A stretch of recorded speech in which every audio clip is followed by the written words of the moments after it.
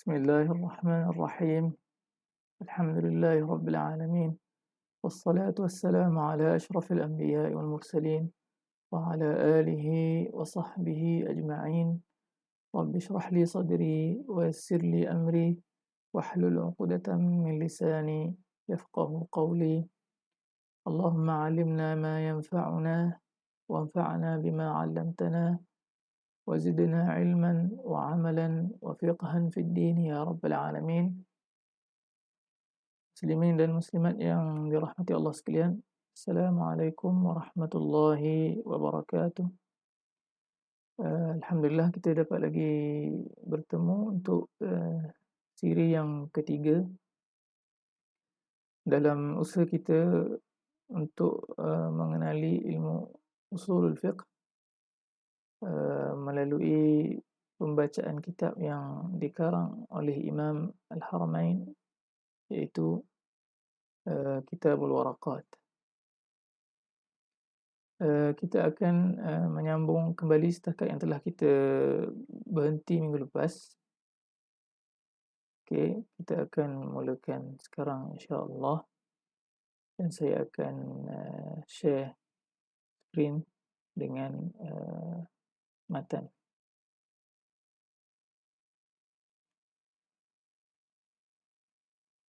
Okey, bismillahirrahmanirrahim. Qala al-muallif rahimahullah wa nafa'ana bihi wa bi'ulumihi fid dharain amin. Wal fiqhu akhassu min al-ilm. Kata pengarang rahimahullah, fiqh itu lebih khusus berbanding ilmu, iaitu semata-mata ilmu. Maknanya fiqh itu lebih khusus berbanding semata-mata ilmu, iaitu fiqh di sini dengan erti ataupun dari segi istilah syar'i lebih khusus berbanding ilmu. Kerana fiqh dari segi bahasa lebih umum, dari segi bahasa fiqh lebih umum dari ilmu. Kerana dari segi bahasa fiqh bererti al-fahmu, iaitu kefahaman. Dan kefahaman pula adalah al-idrak, iaitu capai atau sampai. Capai atau sampai kepada maklumat. Okey. Kata pengarang, wal fiqhu akhassu min al-ilm. Fiqh itu lebih luas daripada ilmu kerana ilmu ataupun semata-mata ilmu, mutlaqul ilm, ilmu itu lebih luas pengertiannya, mencakupi ilmu fiqh dan selain ilmu fiqh, contohnya ilmu hadis, ilmu tafsir dan sebagainya. Dan kita akan cuba buat satu kenyataan berdasarkan apa yang kita faham dengan kata pengarang ini, iaitu kita boleh katakan fiqh adalah satu disiplin ilmu. Perubatan juga adalah satu disiplin ilmu. Hadis juga adalah satu disiplin ilmu. Maka fiqh itu ilmu, perubatan itu ilmu, hadis itu ilmu.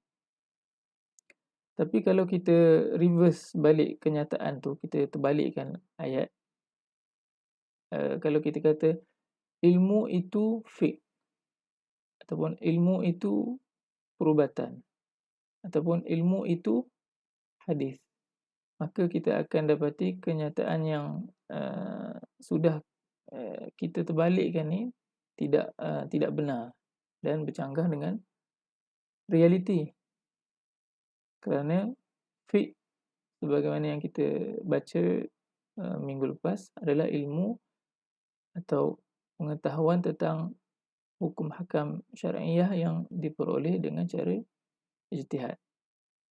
Dan perubatan pun ada takrif dia tersendiri. Sama juga dengan ilmu hadis pun ada takrif dia sendiri. Maka kenyataan ilmu itu adalah fiqh tidak benarlah, tak betul lah, kerana ilmu itu pengertiannya lebih luas, atau dalam istilah mantiknya ia adalah suatu perkara yang kulli, yang menyeluruh, sehingga memungkinkan kita untuk menghimpunkan ilmu-ilmu tadi itu dalam satu kenyataan. Kita nak buat satu ayat, satu kenyataan bahawa semua ilmu tadi itu, ilmu fiqh, ilmu hadis, ilmu tafsir dan perubatan ataupun nahwu adalah ilmu. Hanya fiqh, hadis, tafsir, perubatan, nahwu adalah apa? Adalah ilmu. Okey, wallahu a'lam. Okey, kemudian kata pengarang lagi, wal ilmu ma'rifatul ma'lumi ala ma huwa bihi fil waqi'. Dan ilmu pula adalah ma'rifah. Ma'rifah di sini dengan tafsiran idrak juga, iaitu capai. Ma'rifah iaitu pengetahuan perkara-perkara yang boleh diketahui. Al-ma'lum di situ kita terjemah perkara-perkara yang boleh diketahui dengan kekuatan akal dan usaha. Dan perkara yang boleh kita ketahui itu pula, yang maklum dari itu, al-maklum tu mestilah bertepatan dengan realiti. Barulah ia dipanggil ilmu.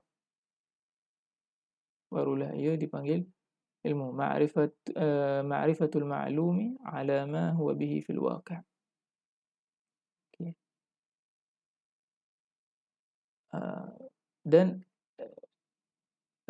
realiti ataupun waqi' dekat sini, apa erti dia?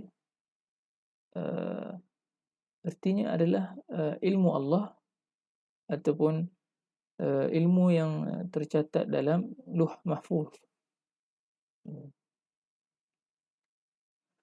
Maka ilmu dekat sini boleh kita katakan bahawa ia adalah satu bentuk keyakinan dan bersifat putus, tidak berubah.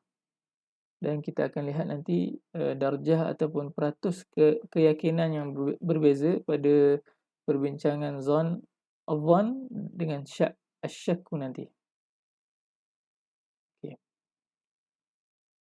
Okey, kita untuk lebih jelas tentang phrase pengarang ni, tentang ilmu ni, okey, sesuatu ilmu yang kita ketahui kalau ianya bertepatan dengan realiti, maka ia adalah ilmu yang sedang kita bincang dari segi istilah di sini. Contohnya, ilmu pengetahuan kita tentang keesaan Allah. Itu adalah satu ilmu yang bertepatan dengan realiti. Dan manusia itu adalah haiwan yang berfikir. Itu pun satu realiti. Adapun ilmu orang Kristian yang mengatakan, contohnya kita ambil satu contoh, pengetahuan orang Kristian yang mengatakan Allah 3 dalam 1 ataupun 1 dalam 3, itu adalah suatu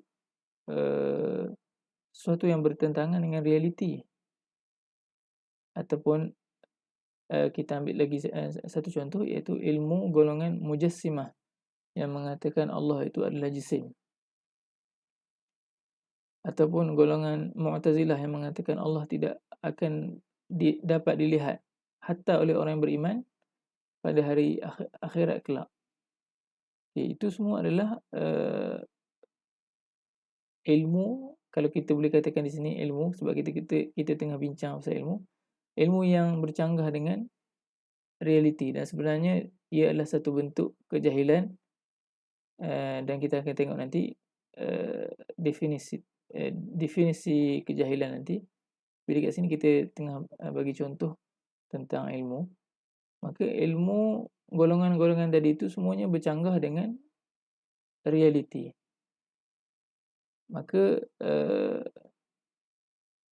dia dah tak termasuk dalam istilah ilmu yang kita sedang bincangkan sekarang. Okey. Kerana apa? Allah itu esa.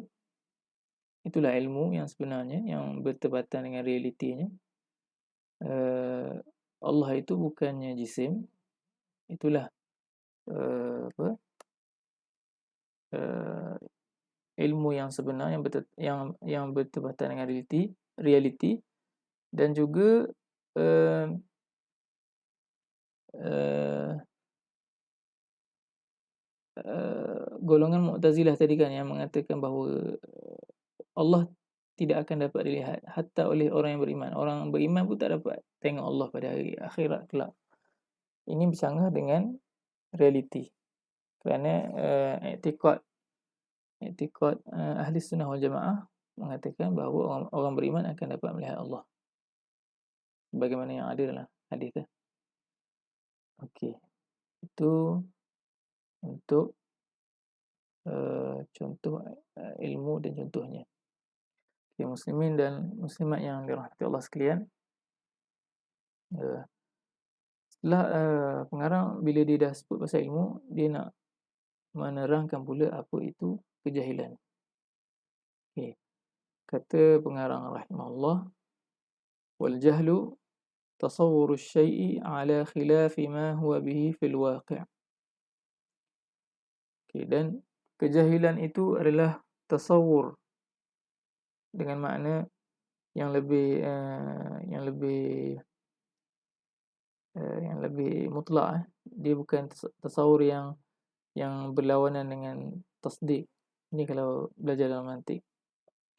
Okey, tasawur dengan makna idrak juga kat sini.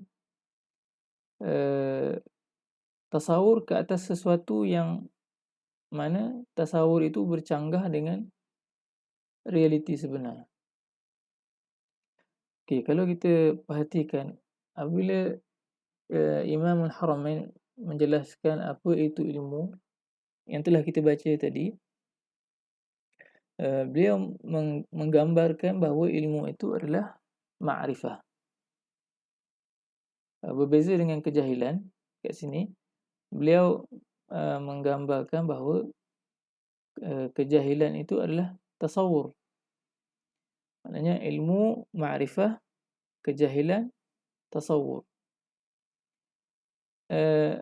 Walaupun di sini kalaulah Imam Al-Haramain tukar lafaz tasawur itu dengan lafaz ma'rifah, istilah kejahilan tu masih dapat kita faham bahawa ianya adalah ma'rifah yang bercanggah dengan realiti lah. Kita terbalikkan je ayat tadi. Ilmu adalah ma'rifah yang bertepatan dengan realiti. Maka kejahilan kita boleh je tukar ma'rifah juga, tapi bercanggah dengan realiti. Tetapi di sini Imam Al-Haramain menggunakan frasa ataupun ta'bir tasawur, dan seolah-olahnya nak mengatakan kejahilan itu bukan ma'rifah. Ianya adalah sesuatu yang terhasil dalam fikiran yang tidak ada kena-mengena dengan realiti. Okey. Contohnya, maka kita boleh katakan ini contoh contoh realiti. Tasawur penganut Kristian contohnya, yang mengatakan Allah itu 3, itu satu contoh. Ataupun tasawur Mujassimah yang mengatakan Allah adalah jisim. Ataupun Mu'tazilah tadi yang kata Allah tidak dapat dilihat pada hari akhirat kelak hatta oleh orang yang beriman. Okay, semua ini adalah tasawur yang bercanggah dengan realiti. Maka ianya suatu bentuk kejahilan lah. Ia bukan ilmu lah sebenarnya. Mengatakan Tuhan itu 3 ataupun Allah itu adalah jisim, itu semua adalah satu bentuk kejahilan. kerana ia bertentangan dengan perkara sebenar ataupun realiti. Okay. Kemudian ada satu lagi istilah yang masyhur yang biasa kita dengar, iaitu jahil murakkab ataupun jahlun murakkab. Maksud jahil murakkab ni adalah seseorang tu dia percaya sesuatu setelah dia capai tasawur yang mana tasawur yang dia dapat tu bercanggah dengan perkara sebenar. Dan dalam masa yang sama dia percaya pula apa yang dia percaya itu adalah perkara sebenar. Yang ni yang kita namakan sebagai jahlun murakkab, ataupun dia kejahilan yang kompleks, dia berlapis-lapis. Maksudnya dia dah salah tasawur, dah salah satu perkara. Lepas tu dia percaya pula yang tasawur yang dia dapat tu adalah perkara yang sebenar ataupun realiti. Itu jahil yang berlapis, jahil yang kompleks, jahil yang complicated. Okey ya. Berbanding kalau tak tahu, sekadar tak tahu, yang ni yang ini kita panggil sebagai jahlun basit. Maknanya dia kejahilan yang tidak kompleks lah, dia ada satu lapis je. Dia simple lah, kejahilan yang simple. Okey. Muslimin dan muslimat yang rahmati Allah sekalian. Kemudian kata pengarang lagi, wal ilmu ad-daruri ma la yaqa'u an nazarin wa istidlalin kal ilmi al-waqi' bi ihda al-hawas al-khams al-zahirah wa hiya as-sam'u wal basaru wash-shammu wal-dhawqu wal-lams. Okey, kata pengarang lagi, dan ilmu yang daruri. Okey, apa itu ilmu daruri? Ilmu yang daruri itu ialah ilmu yang terhasil bukan dengan sebab nazar. Okay, kita akan jelaskan istilah nazar ni pada tempatnya nanti, tidak lama nanti. Bukan dengan sebab nazar, atau nazar tu kalau kita boleh terjemah ringkas sekarang ialah berfikir, dan bukan juga terhasil dengan istidlal, iaitu menuntut dalil ataupun mengemukakan dalil. Okay, istilah ni juga kita akan jelaskan pada tempatnya nanti, tak lama lagi. Okey, apa contoh ilmu daruri? Seperti ilmu yang terhasil dari panca indera yang 5 tadi lah. Ilmu yang terhasil dari panca indera yang 5 tadi, iaitu kebolehan mendengar, melihat, menyentuh, menghidu dan mengecap, iaitu merasai rasa dengan lidah. Dan ilmu daruri ni juga boleh kita katakan ialah ilmu yang tidak dapat ditolak penerimaannya oleh akal. Maksudnya akal tak boleh tolak untuk menerima ilmu ni atau maklumat ni. Okey.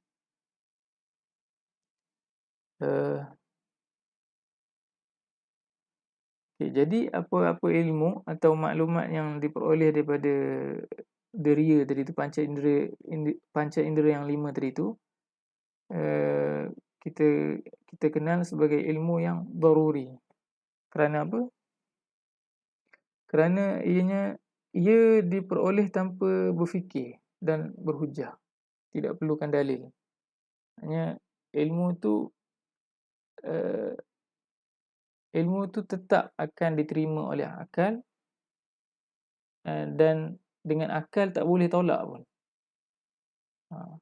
Contohnya kalau kita buka mata, kita tengok pantai, maka apa yang ada di depan mata kita tu pantai lah. Kita tak boleh nak kata itu sungai. Kalau pantai itu pantai lah kan. Ataupun suara yang kita dengar, yang sampai kepada pendengaran kita. Kalau suara azan, maknanya ilmu yang sampai kepada akal kita, yang kita dengar melalui telinga tu, itu adalah azan lah. Dan seterusnya. Okey. Itu ilmu yang terhasil melalui panca indera. Dan di antara ilmu yang daruri juga adalah ilmu yang terhasil melalui apa yang kita sebut sebagai at-tawatur. Dalam matan tadi dia kata au bit-tawatur.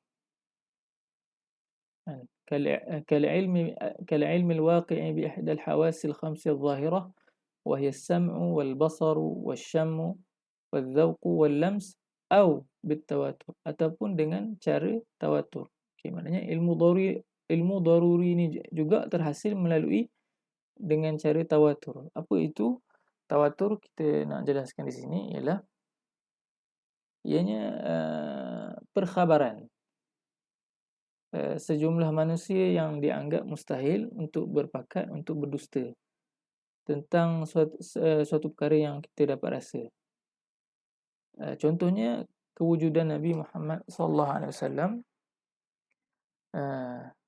Kewujudan Nabi ini pada mulanya disaksikan oleh kaum dia sendiri. Yang paling dekat dengan zaman dia itu ialah kaum dia sendiri. Lepas tu manusia yang datang selepas kewafatan Nabi, yang berjumpa dengan para sahabat yang menyaksikan Nabi, maka maklumat tu berpindah kepada orang yang datang selepas kewafatan Nabi tu melalui perantaraan sahabat.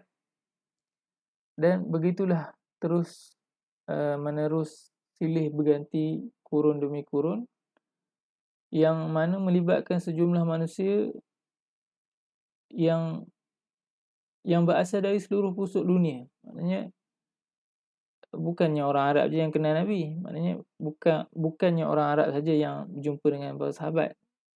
Bukan orang Arab je yang akan berjumpa dengan para tabi'in, dengan tabi'in. Maka perkhabaran tu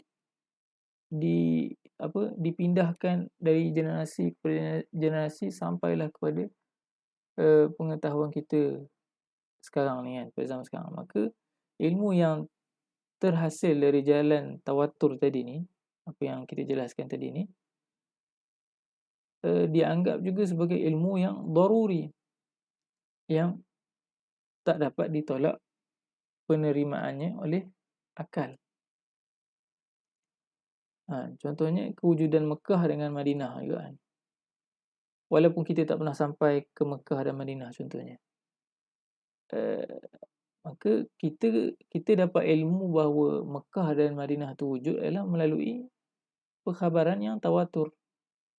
Maknanya daripada maklumat tu dah terlalu menyeluruh, melibatkan banyak manusia dan melibatkan orang yang pernah pergi dan juga melibatkan orang yang tak pernah pergi pun.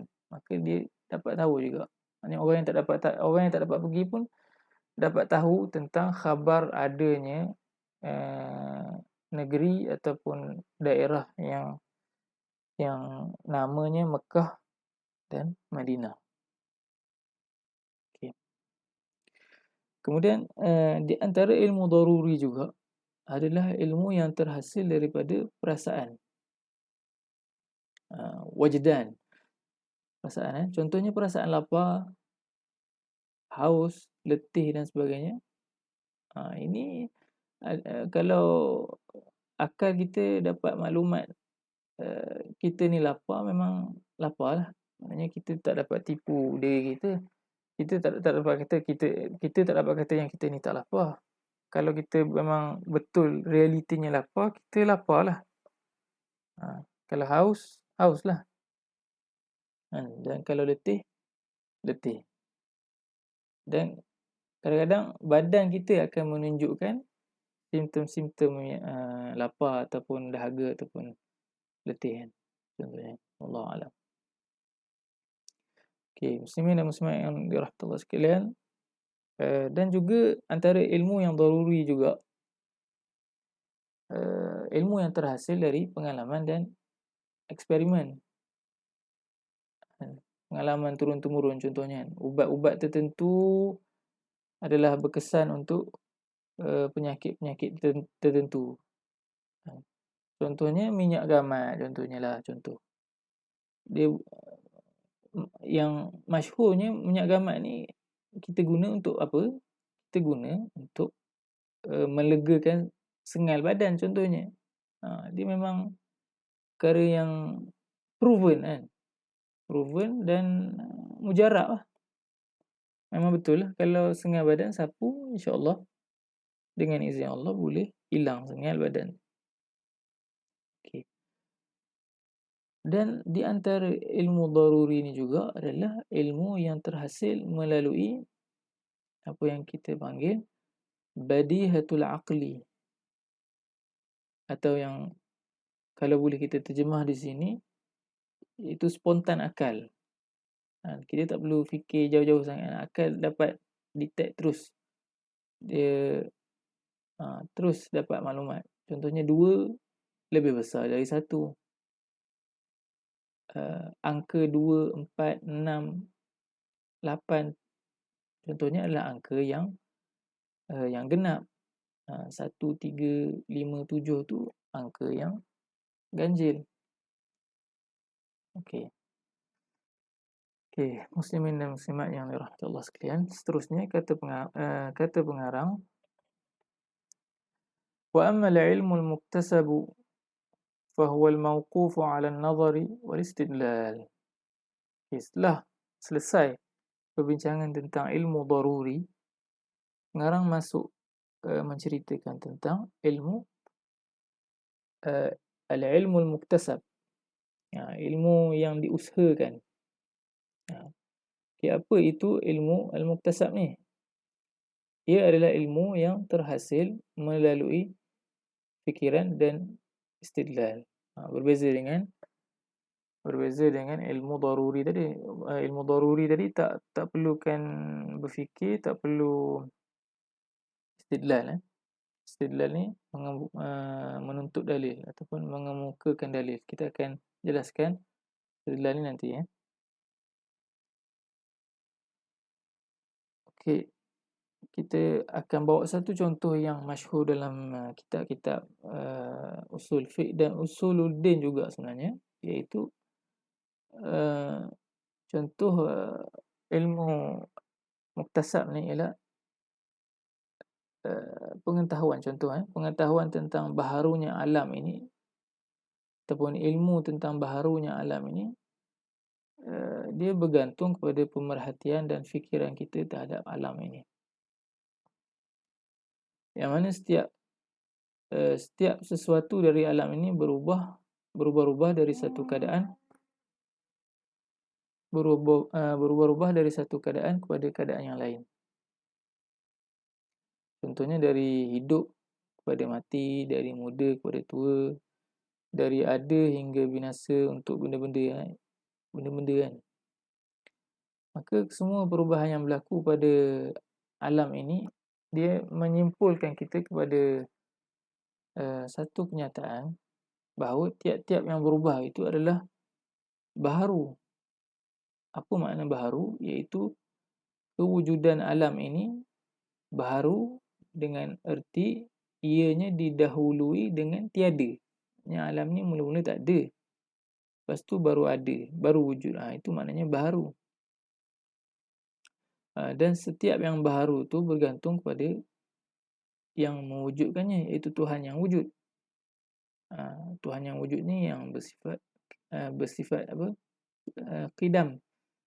Iaitu tidak ada permulaan wujud bagi Allah. Kerana Allah tu wujud dengan tiada permulaan.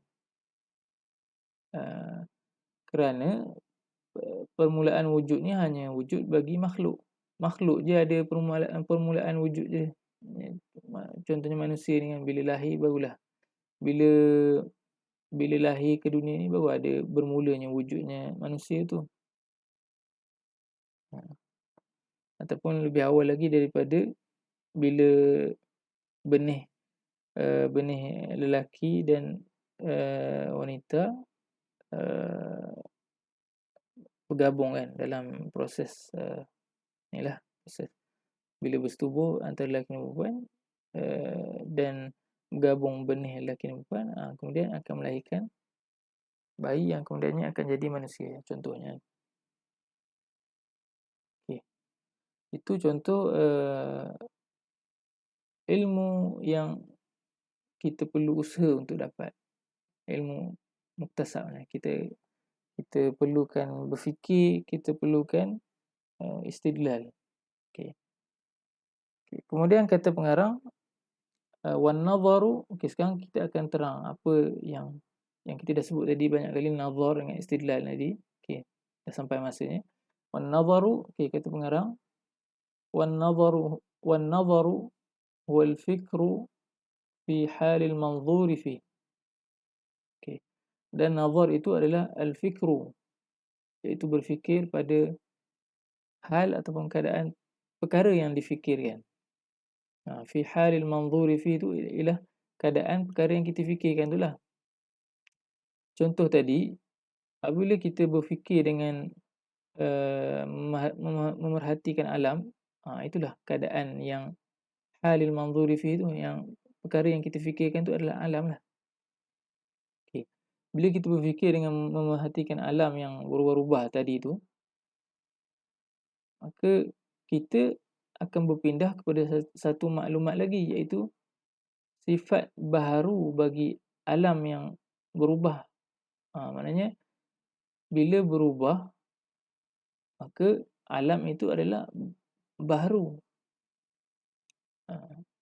Dan melalui fikiran ataupun an-nazar ni, kita dapat menyimpulkan bahawa alam yang baharu ni berhajat kepada pencipta yang mewujudkan semua perkara dari tiada. Maknanya ciptaan Allah ni, ataupun untuk mengisbatkan kewujudan Allah ni adalah melalui berfikir. Maknanya bila berfikir, maknanya semua manusia boleh menuju kepada hidayah dengan berfikirlah, dan dibantu dengan wahyu. Tentunya dibantu dengan wahyu. Okey, kemudian kata pengarang lagi, wal istidlalu talabud dalil. Okay. Kita dah sebut banyak kali istidlal tadi, dan sekarang sampai pada tempat yang kita akan jelaskan secara detail. Dan istidlal adalah menuntut dalil, iaitu mencapai sebuah kenyataan dalam satu perkara yang memerlukan dalil untuk sampai kepada satu kenyataan. Ini terjemahan yang itulah terjemahan yang saya cuba terjemahlah. Okey.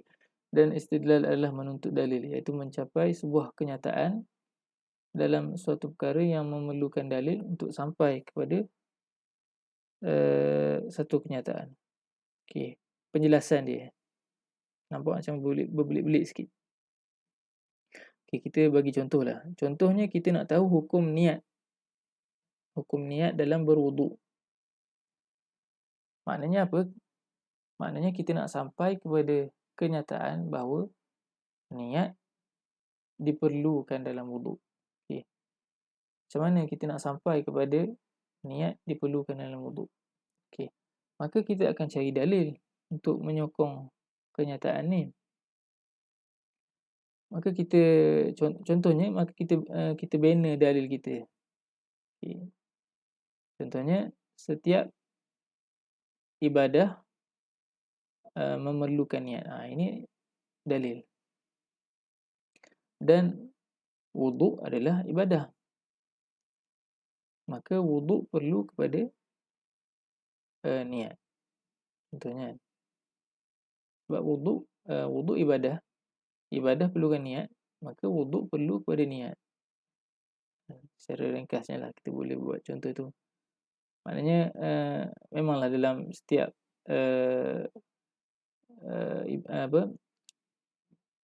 Maknanya nak kata dalil-dalil Quran dan hadis, maknanya kalau kita boleh terjemahkan dalam bentuk yang semudah ni, maknanya begitulah uh, cara teorinya.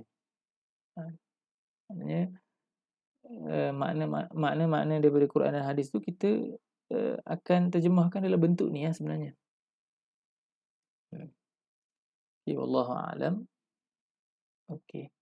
Muslimin dan muslimat yang dirahmati Allah sekalian. Seterusnya kata pengarang lagi, wad dalilu huwal mursyidu ilal matlub. Okey.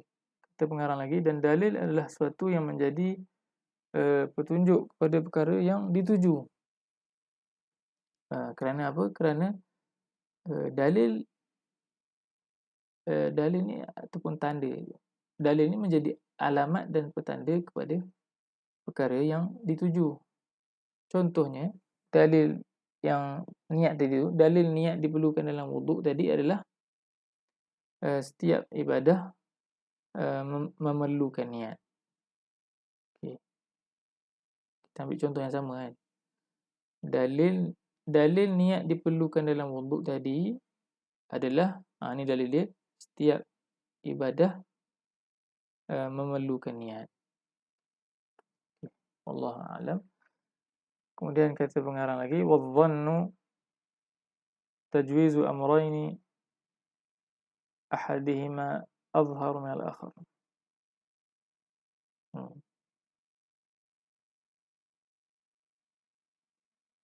Okay.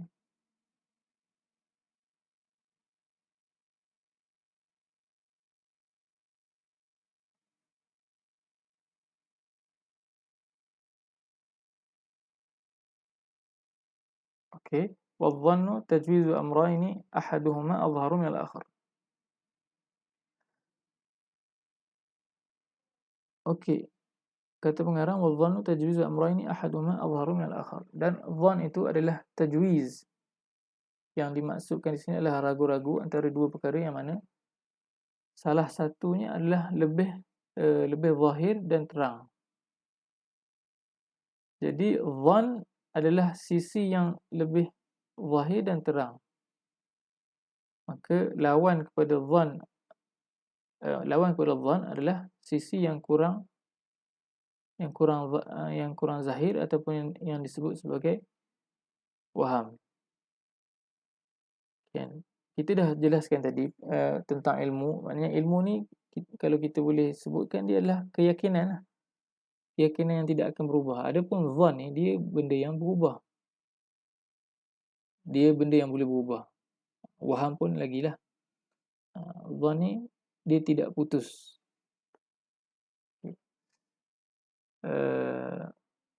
Dan satu perkara yang perlu difahami juga, dhann ataupun waham ini dia tidak mutlak.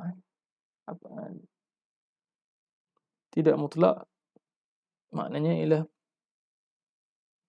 dhann atau waham ni dinisbahkan kepada orang yang ragu-ragu antara dua perkara tadi itulah.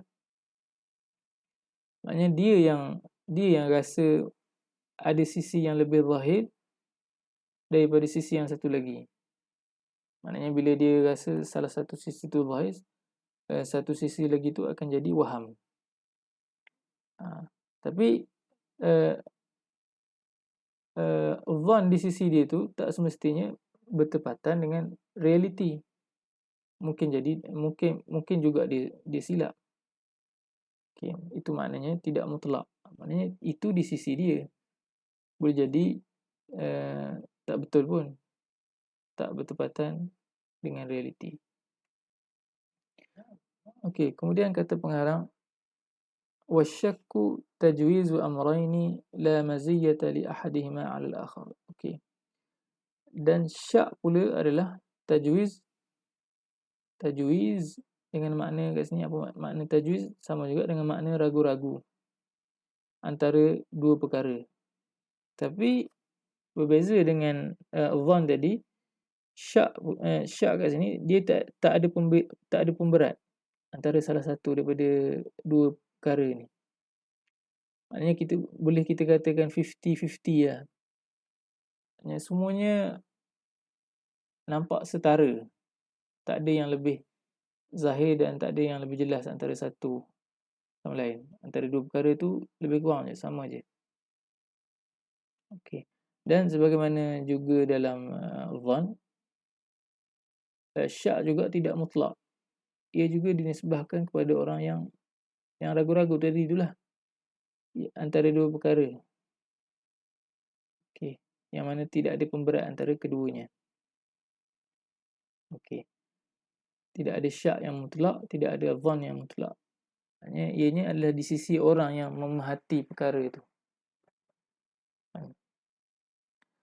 Okey, dan untuk contoh dhann dan syak ni, kalau kita boleh bagi contoh di sini ialah, katakan kalau kita ragu-ragu seseorang itu berdiri atau tidak berdiri.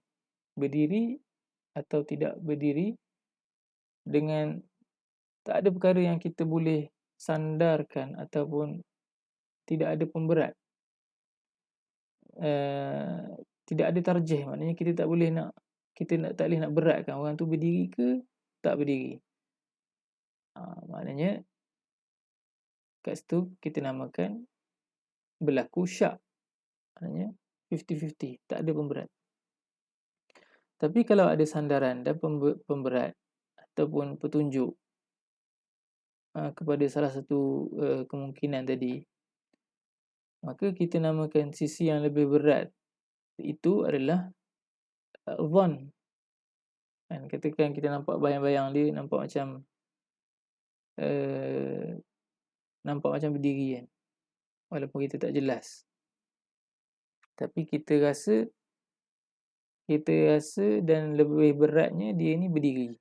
Maka dah berlaku dhann kepada sisi berdiri tadi itulah. Wallahu a'lam. Okey. Kemudian kata pengarang lagi, wa usulul fiqhi, dan seterusnya akan dibincangkan pada minggu hadapan insya-Allah. Wassallallahu ala sayyidina Muhammadin wa ala alihi wa sahbihi wasallam. Walhamdulillahi rabbil alamin.